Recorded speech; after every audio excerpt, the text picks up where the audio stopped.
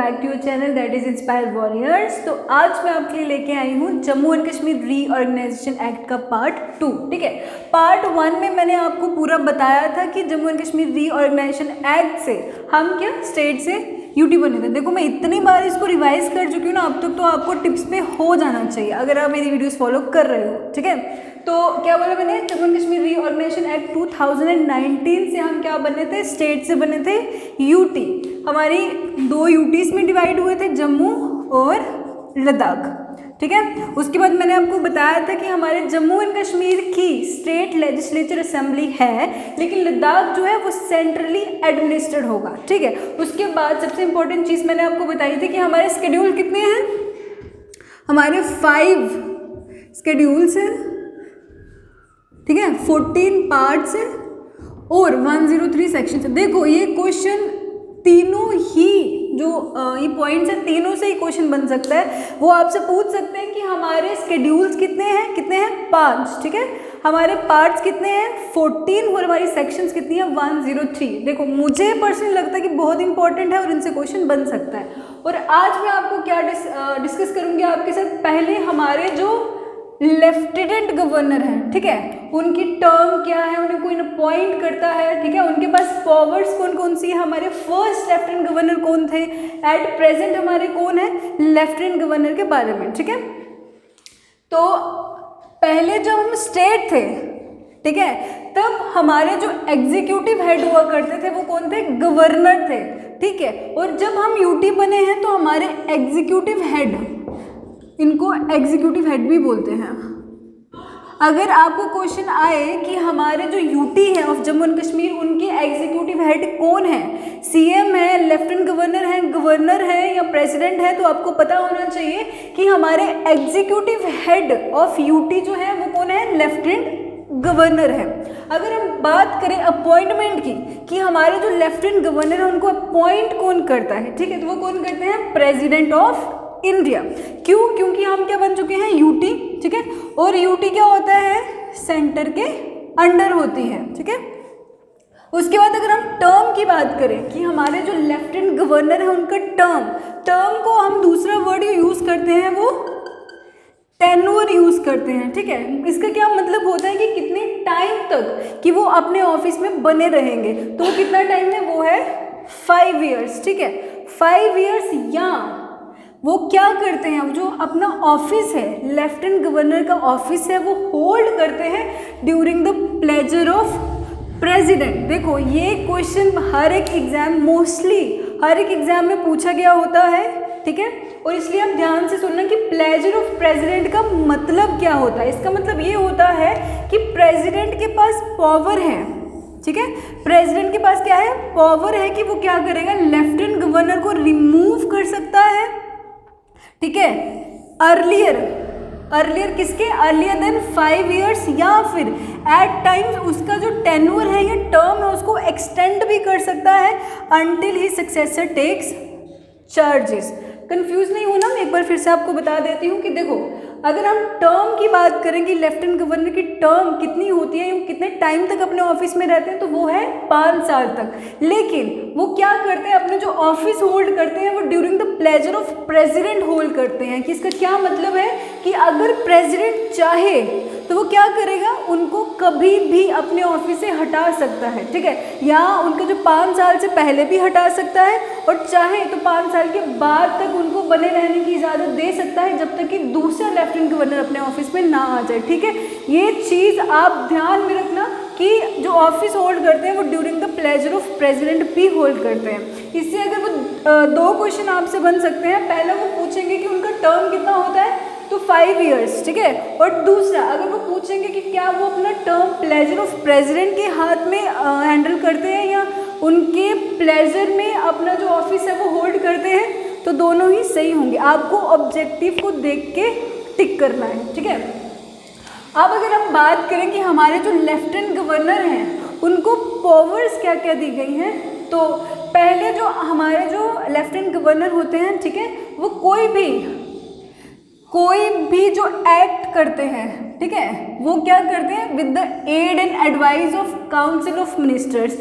इसका क्या मतलब हुआ कि अगर हमारे लेफ्टिनेंट गवर्नर कोई भी डिसीजन लेते हैं, ठीक है, तो उसमें वो एडवाइस लेंगे पहले हमारे काउंसिल ऑफ मिनिस्टर्स की।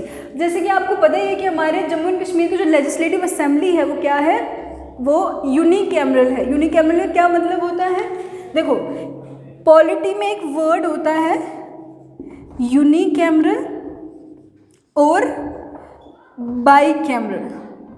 देखो आपको ये क्वेश्चन पूछ सकते हैं कि हमारी जो लेजिस्लेटिव असेंबली है वो यूनिकैमरल है कि बाईकैमरल है। यूनिकैमरल का मतलब होता है कि हमारा सिर्फ वन हाउस है, ठीक है, और बाई का मतलब ही होता है दो। तो इसका क्या मतलब हुआ कि हमारे जो टू हाउसेस हैं, यहाँ पे टू हाउसेस कौन से होते हैं, council, legislative council and legislative assembly, ठीक है। लेकिन हमको पता है कि हमारी लेजिस्लेटिव काउंसिल है वो क्या कर दी गई है, एबॉलिश कर दी गई है, मतलब ख़त्म कर दी गई है। तो हमारे पास सिर्फ क्या बचा, अभी सिर्फ लेजिस्लेटिव असेंबली बची है, इसलिए हम क्या हो गए, बाईकैमरल से यूनिकैमरल हो गए, ठीक है।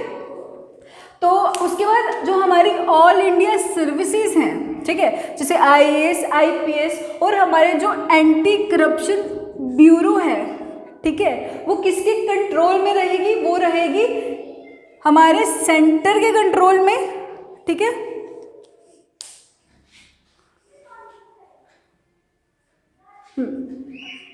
देखिए मैं आपको क्या बोल रही थी, ये हम पावर की बात कर रहे थे। तो दूसरी पावर जो है, ठीक है, वो क्या है कि हमारे जो ऑल इंडिया सर्विसेज है, ठीक है, और ऑल इंडिया सर्विसेज कौन कौन सी होती है, हमारी एडमिनिस्ट्रेटिव सर्विसेज IAS IPS, ठीक है, और जो एंटी करप्शन ब्यूरो है, ठीक है, उनके अंडर जो ऑफिसर्स होते हैं वो क्या करेंगे, हमारे किसके कंट्रोल में रहेंगे, लेफ्टिनेंट गवर्नर के कंट्रोल में रहेंगे। देखो इससे क्वेश्चन वो क्या पूछ सकते हैं, कैसे बन सकता है, ये कि जो हमारे ऑल इंडिया सर्विसेज हैं वो under control of state government हो सकती है, सॉरी स्टेट आदत पड़ चुकी है जम्मू एंड कश्मीर को स्टेट बोलने की, या तो वो बोल सकते हैं कि हमारे जो ऑल इंडिया सर्विसेज या एंटी करप्शन ब्यूरो है, ठीक है, वो किसके कंट्रोल में रहेंगे, हमारी इलेक्टेड गवर्नमेंट के कंट्रोल में रहेंगे, सेंटर के कंट्रोल में रहेंगे। आपको ध्यान रखना है कि ना ही वो सेंटर के कंट्रोल में रहेंगे, ना ही वो हमारी इलेक्टेड गवर्नमेंट के कंट्रोल में रहेंगे। वो किसके कंट्रोल में रहेंगे, वो रहेंगे लेफ्टिनेंट गवर्नर के कंट्रोल में, ठीक है। उसके बाद अगर हम इसकी थर्ड पावर की बात करें तो हमारा जो लॉ एंड ऑर्डर है, ठीक है, और हमारा जो पुलिस है, ये किसके अंडर में रहेगा, ये सेंटर के अंडर में रहेगा थ्रू लेफ्टिनेंट गवर्नर, ठीक है। ये दो एंट्रीज बहुत इंपॉर्टेंट है। क्यों इंपॉर्टेंट है, क्योंकि मोस्टली जो स्टेट्स होती हैं, यूटीज होती हैं, उनमें ऐसा कोई प्रोविजन नहीं है, ठीक है। सिर्फ एक दिल्ली का प्रोविजन है और दूसरा क्या है, दूसरा हमारे जम्मू एंड कश्मीर में उन्होंने प्रोविजन रखा है क्या, कि जो हमारा लॉ एंड ऑर्डर होगा, ठीक है, जिसको पब्लिक ऑर्डर भी बोलते हैं, और जो हमारी पुलिस होगी जम्मू एंड कश्मीर की, वो किसके अंडर रहेगी, वो सेंटर के अंडर रहेगी। और किससे एडमिनिस्टर करेंगे, वो करेंगे थ्रू लेफ्टिनेंट गवर्नर, ठीक है। और अगर हम बात करें कि हमारे जो फर्स्ट लेफ्टिनेंट गवर्नर थे जब हम यूटी बने, तो वो कौन थे, वो थे गिरीश चंद्र मुर्मू, ठीक है। वो अभी हमारे जो पहले लेफ्टिनेंट गवर्नर थे वो भी क्या अपॉइंट हुए हैं, हमारे इंडिया के कौन से ऑफिस में अपॉइंट हुए हैं, ये आप खुद देखोगे, ठीक है, खुद सर्च करोगे। उसके बाद एट प्रेजेंट लेफ्टिनेंट गवर्नर की अगर हम बात करें तो वो कौन है, वो है मनोज सिन्हा, ठीक है। ये कौन से नंबर पे हैं, ये सेकेंड नंबर पे हैं, ठीक है। तो अब कुछ और देख लेते हैं इन्फॉर्मेशन लेफ्टिनेंट गवर्नर के बाद। अब देख लेते हैं लेजिस्लेटिव असेंबली के बारे में, ठीक है। जैसे कि मैंने आपको बताया कि हमारे जम्मू एंड कश्मीर बेशक यूनिटी बनी गई है, ठीक है, हमारी जम्मू एंड कश्मीर बेशक यूनिटी बन चुकी है, लेकिन उन्होंने हमको क्या किया, एक लेजिस्लेटिव असेंबली भी प्रोवाइड करवाई, ठीक है। अब उससे रिलेटेड कुछ प्रोविजंस देख लेते हैं। पहला जो है कि हम आफ्टर सेपरेशन, ठीक है, यहाँ सेपरेशन किसकी बात कर रहे हैं, लद्दाख से, ठीक है। लद्दाख से सेपरेट होने के बाद हमारी जो लेजिस्लेटिव असेंबली में सीट्स थी ना, पहले 87 सीट्स थी, ठीक है, वो घट के 83 हो चुकी हैं, मतलब 4 सीट्स किसको मिल गई, लद्दाख को मिल गई, ठीक है, उनकी अलग हो गई। तो अब हमारी 87 से 83 हो चुकी है, ठीक है। दूसरा क्या है कि हमारी जो सीट्स हैं, ठीक है, वो कितनी बोली मैंने आपको, 83। However, the number of seats will be enhanced. Enhanced का मतलब कि इंक्रीज होंगी फ्रॉम 83 to 90, ठीक है, कब? आफ्टर डीलिमिटेशन एक्सरसाइज के बाद, ठीक है।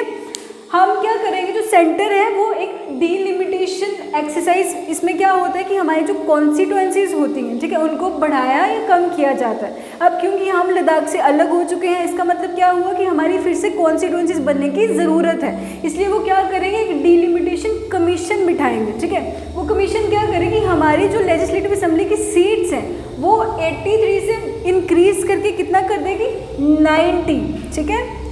मतलब 83 सीट्स हैं, आफ्टर डीलिमिटेशन कितनी बन जाएंगी, 90 बन जाएंगी, ठीक है। उसके बाद एक ये भी प्रोविजन है कि हमारी जो लेजिस्लेटिव असेंबली की सीट्स होंगी, ठीक है, उसमें SC और ST के लिए क्या की जाएंगी, रिजर्व की जाएंगी। और ये कौन से सेक्शन के अंडर दिया गया है, सेक्शन 14 सब सेक्शन 16 के अंडर दिया गया है। क्या दिया गया है कि हमारी जो लेजिस्लेटिव असेंबली है उसमें SC और ST के लिए क्या की जाएंगी, सीट्स रिजर्व करके रखी जाएंगी, ठीक है। उसके बाद उन्होंने बोला कि जो 24 सीट्स होंगी, ठीक है, वो किसके लिए रिजर्व करके रखी जाएंगी, वो रखी जाएंगी POK के लिए, ठीक है, पाकिस्तान ऑक्युपाइड कश्मीर के लिए। क्यों? क्योंकि हमारा जो इंडिया है वो आज भी पाकिस्तान ऑक्युपाइड कश्मीर को अपना ही हिस्सा मानता है, और इस चीज़ को प्रूव करने के लिए उन्होंने क्या किया है, हमारे जम्मू एंड कश्मीर की लेजिस्लेटिव असेंबली में 24 सीट्स उनके लिए रिजर्व करके रखी है, ठीक है। उसके बाद मैंने आपको बताया कि हमारी 83 से स्ट्रेंथ कितनी हो जाएगी, 90 हो जाएगी, ठीक है। तो इसका क्या मतलब हुआ कि 90 जो है हमारी खुद की स्ट्रेंथ हो जाएगी, ठीक है। 24 हमने POK के लिए रिजर्व करके रखी है, तो टोटल स्ट्रेंथ कितनी हो गई, 114, ठीक है। तो एट प्रेजेंट कितनी है, 83 प्लस आज भी हम 24 जो सीट्स हैं वो POK के लिए रिजर्व करके रखते हैं, ठीक है। तो 83 प्लस 24 कितना हुआ, 107। तो एट प्रेजेंट हमारी जो सीट्स हैं वो 107 हैं, ठीक है। लेकिन आफ्टर डीलिमिटेशन हमारी जो सीट्स कितनी हो जाएंगी, 114 हो जाएंगी, ठीक है। उसके बाद अगर हम बात करें हमारी जो लेजिस्लेटिव असेंबली की, देखो अब बहुत सारे बच्चों को कन्फ्यूजन हो रहा होगा कि तो हमारे MLAs कितने बनेंगे, ठीक है।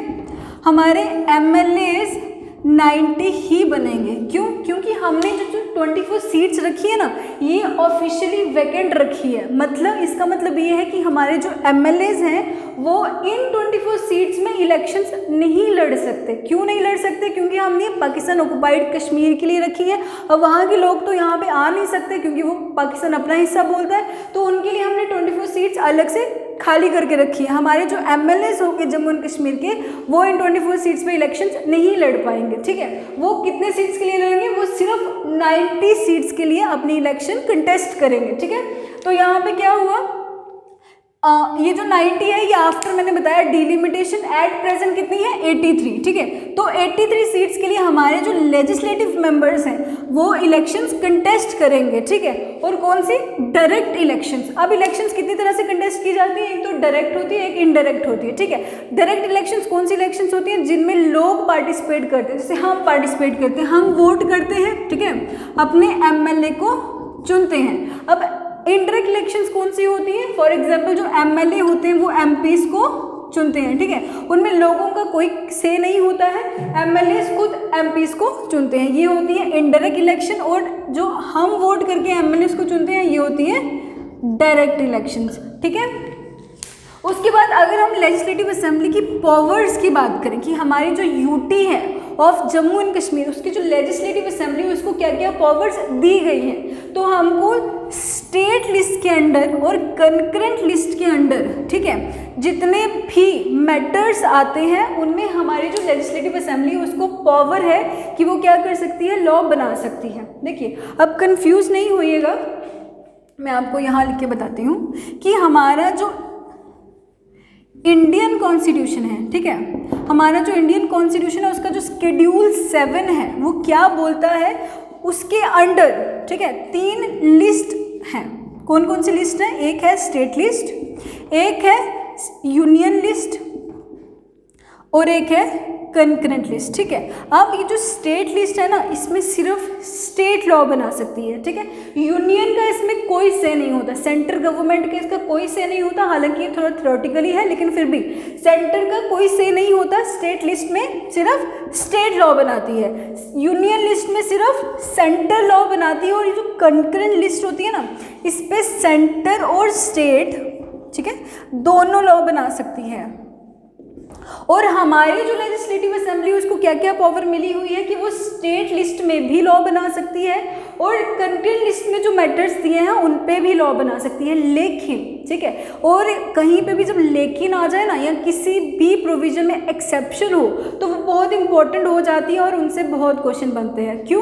क्योंकि जो नॉर्मल चीज़ें होती हैं ना, देखो जैसे मैंने आपको बताया कि लेजिस्लेटिव असेंबली की पावर है कि वो स्टेट लिस्ट में बना सकती है मैटर्स पे, या कंकरेंट लिस्ट के मैटर्स पे लॉ बना सकती है, ठीक है, ये तो सबको ही पता होगा। लेकिन एक्सेप्शन क्या है कि वो पब्लिक ऑर्डर, ठीक है, पब्लिक ऑर्डर से रिलेटेड जो मैटर होंगे उन पे और पुलिस से रिलेटेड जो मैटर होंगे उन पे लॉ नहीं बना सकती, ठीक है। तो इस पे क्वेश्चन बन जाएगा कि हमारी जो लेजिस्लेटिव असेंबली है यूनियन टेरिटरी की, ठीक है, वो पब्लिक ऑर्डर पे लॉ बना सकती है कि नहीं बना सकती है, या पुलिस पे लॉ बना सकती है कि नहीं बना सकती है, नहीं बना सकती। मैंने आपको पहले भी बताया जब लेफ्टिनेंट गवर्नर करवाया कि ये किसके अंडर है, ये सेंटर के अंडर है दोनों मैटर्स, और सेंटर कैसे इनको हैंडल करती है? Through lieutenant governor. क्यों? क्योंकि लेफ्टिनेंट गवर्नर को कौन अपॉइंट करता है? प्रेसिडेंट, ठीक है। तो अब कुछ और प्रोविजंस देख लेते हैं। पूरा बता दिया है कि हमारी लेजिस्लेटिव असेंबली के पास पावर कौन कौन सी है लेफ्टिनेंट गवर्नर के बारे में। देखो, अब मैंने क्या बोला, लेजिस्लेटिव असेंबली होगी हमारी, ठीक है। इसका क्या मतलब है? हमारे सीएम भी होंगे, ठीक है। अब इसका सीएम है, साथ में काउंसिल ऑफ मिनिस्टर्स तो साथ में आते ही हैं सीएम के, ठीक है। अब काउंसिल ऑफ मिनिस्टर्स कौन होते हैं? मतलब कुछ इंपॉर्टेंट मिनिस्टर्स होते हैं हमारी लेजिस्लेटिव असेंबली में, like minister of home affairs, defence, ठीक है, और भी बहुत जो इम्पोर्टेंट फाइनेंस मिनिस्टर, और भी जो इम्पोर्टेंट मिनिस्टर्स होते हैं, इनके पूरे ग्रुप को क्लब करके क्या बोलते हैं? काउंसिल ऑफ मिनिस्टर्स, ठीक है। मतलब मिनिस्टर्स का समूह या क्या संगठन, ठीक है। अब हमारे जो जम्मू एंड कश्मीर के प्रोविजंस, काउंसिल ऑफ मिनिस्टर को लेके जो प्रोविजन है उसमें क्या दिया हुआ है कि हमारे जो काउंसिल ऑफ मिनिस्टर्स होंगे, ठीक है, वो कितने होंगे? वो 10% of total number of members in legislative assembly, ठीक है। अब दो चीज़ें कंफ्यूज मत करना, उन्होंने ये नहीं बोला है कि 10% of total strength of the house. क्यों? क्योंकि हमारी टोटल स्ट्रेंथ कितनी है हाउस की? वो है 114। लेकिन हमको पता है कि जो 24 सीट्स हैं वो पीओ के लिए रिजर्व है ना, तो इसमें तो कोई इलेक्शंस लड़ेगा ही नहीं, ठीक है। बाकी कितनी बची? 90, उनके लिए इलेक्शंस होंगी, हमारी एमएलएस उनके लिए इलेक्शन लड़ेंगे या उनके लिए इन सीट्स के लिए कंटेस्ट करेंगे। तो उन्होंने क्या बोला है कि जो 10% होंगे, वो 10% किसका है? 90 का। 90%, सॉरी 10% किसका है? 90 एमएलएस के साथ, एमएलएस का जो क्या करेंगे? इलेक्शंस लड़ेंगे, ठीक है। तो इसका मतलब क्या हो गया कि हमारे जो असेंबली में एमएलएस कितने हैं? 90। तो हमारे काउंसिल ऑफ मिनिस्टर्स कितने हुए? 9। क्यों?